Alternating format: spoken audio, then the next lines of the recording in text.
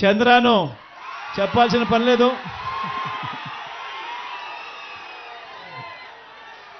త్వరలో ఎన్నికలు రానున్నాయి. చంద్రాను అఖండమైన మెజారిటీతో గెలిపించవలసిందిగా ప్రార్థిస్తా ఉన్నా.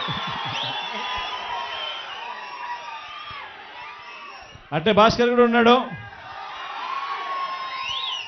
మీకు మంచి ఎంపీ అభ్యర్థి అవుతాడు.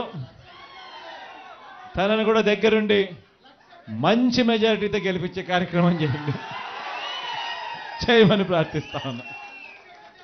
మీ దగ్గరకు వస్తా కదబ్బా,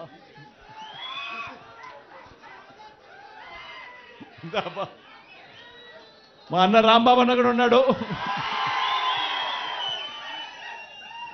అన్న కూడా మీ అందరికీ తెలిసి పరిచయం ఉన్న వ్యక్తే. అన్నను కూడా మంచి మెజార్టీతో గెలిపించాల్సిన కార్యక్రమం. ఎట్లా మీ నియోజకవర్గాలకు వస్తాపా నేను, అప్పుడు అందరినీ పరిచయం చేస్తాను.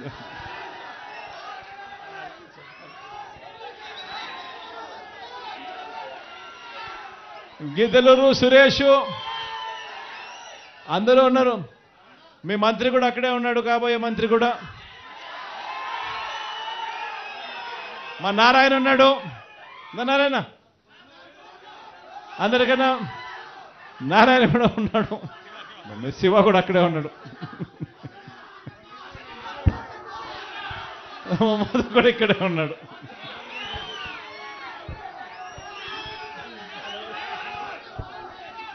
మా నాగార్జున అన్న కూడా ఇక్కడే ఉన్నాడు.